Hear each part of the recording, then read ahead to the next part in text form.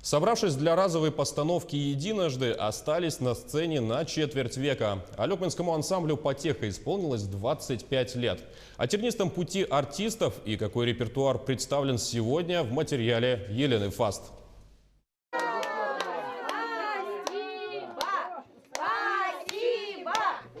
Огромный букет цветов буквально за 10 минут до выхода на сцену, и все смешалось. Яркие костюмы, головные уборы. 25 лет назад ансамбль «Потеха» родился. Каждый год привнес свой отпечаток, а началось все с обычной дипломной работы. Я ставила масленицу и собрала людей, которые любят петь, которые любят русскую народную песню. И мы поставили мою дипломную работу «Масленица», а потом не захотели расходиться и стали продолжать заниматься. И тогда мы уже стали называться «Потеха».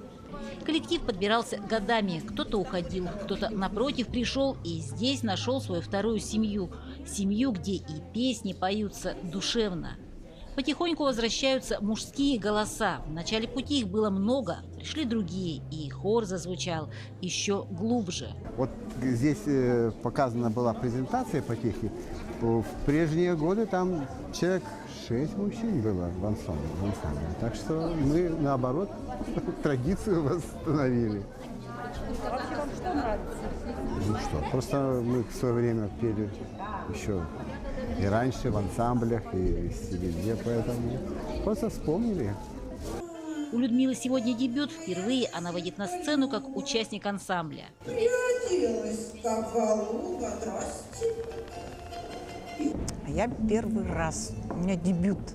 Сегодня. А, вы сегодня первый раз ходите? Да. А почему вы пришли в этот ансамбль?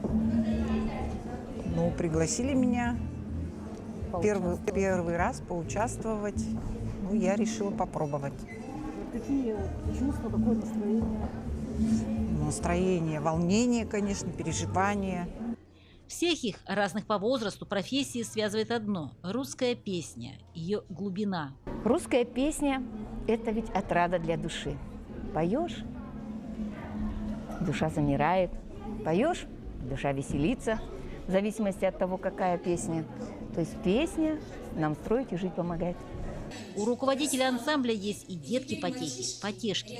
Казалось бы, возраст, когда душевные песни принять сложно, но нет, им правда нравится. Да. Вообще прям классно. Круто, да. Вообще всем советую сюда ходить.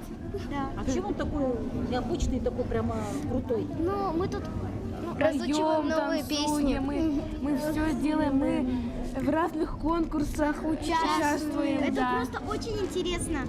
Да. Подводить итоги рано. Ольга Геннадьевна кивает головой. Есть планы, и они обязательно исполнятся.